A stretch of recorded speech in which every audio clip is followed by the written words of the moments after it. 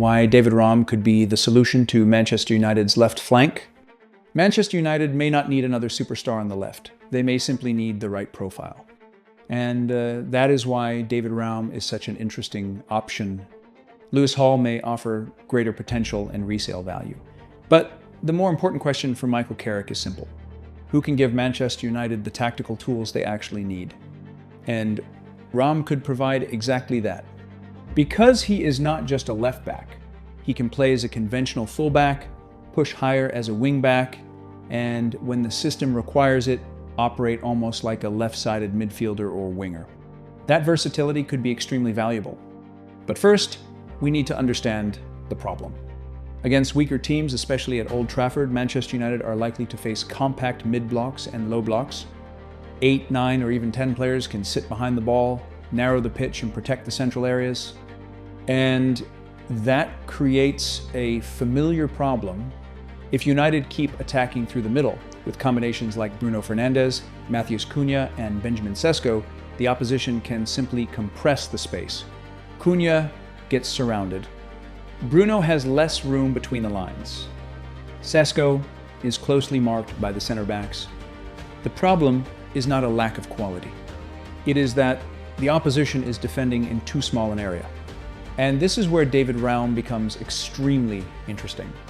Imagine Raum standing almost on the touchline. Very wide, very high. That forces the opposition fullback to make a decision. Stay narrow and protect the center, or step out to Raum. If he stays narrow, Raum has time and space to attack the final third, cross, or cut the ball back. But if the fullback follows him, space immediately opens inside. And that is where Cunha can operate. Cunha can move into the half space, receive between the fullback and midfielder, turn and drive towards the box.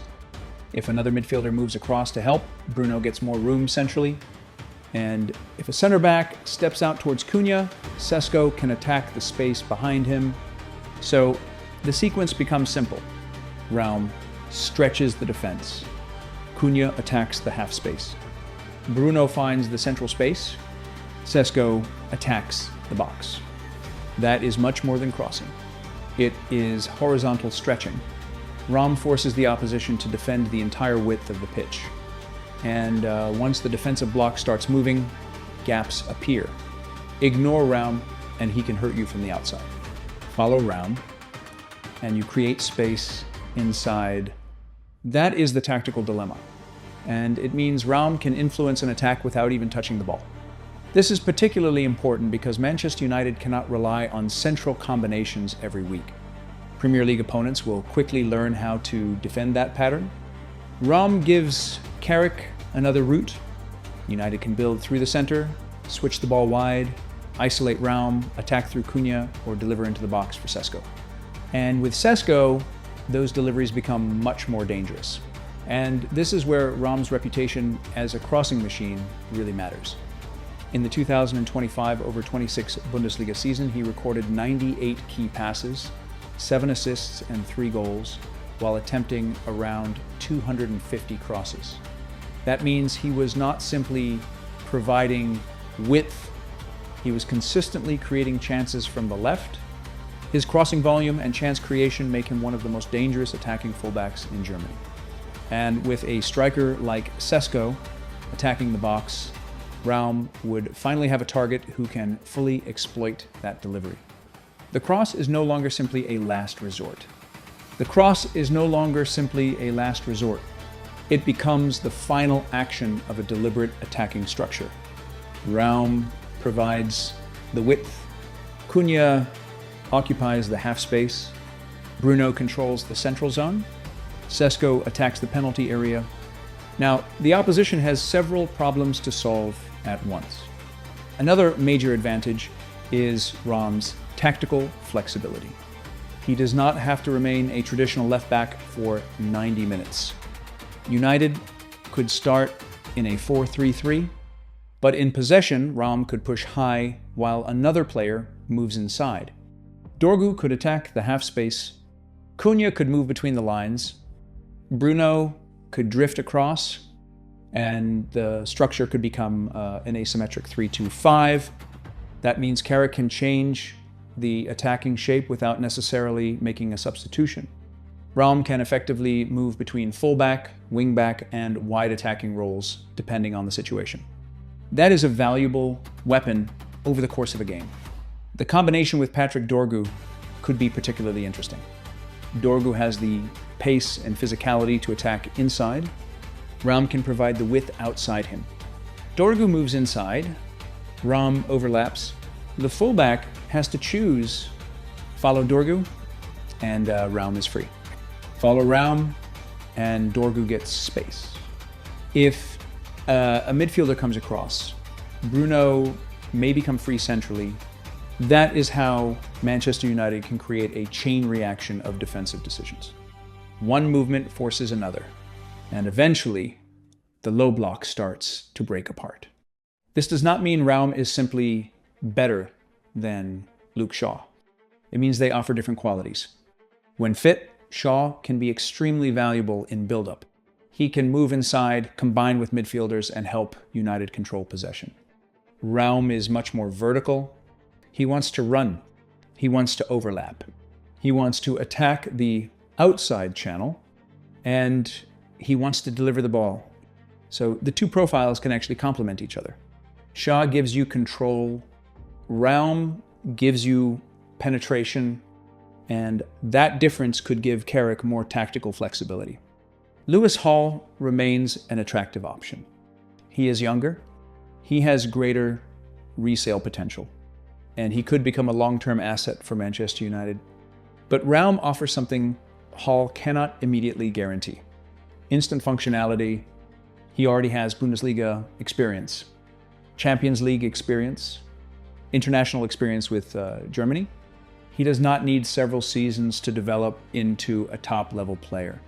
Manchester United already have plenty of young players who need time. Sometimes the squad needs an experienced player who can come in and perform immediately. That is where Raum makes sense. The financial side could make the deal even more attractive. Raum is entering the final year of his contract at Leipzig, with his deal running until the summer of 2027. The reported release clause is around £34 million. But Manchester United may not necessarily need to pay the full amount. With only 1 year remaining on his contract, Leipzig's negotiating position becomes weaker. United could potentially test whether they can agree a lower guaranteed fee, perhaps with performance-related add-ons. And that is exactly where Ineos should be aggressive. The objective should not simply be to pay £34 million because that is the release figure. The objective should be to ask whether Manchester United can get the player for less because the selling club is losing leverage. That could make Raum a very efficient signing. The wage package could also be more manageable than the salaries often associated with established Premier League targets. And when evaluating a transfer, the real cost is not just the fee.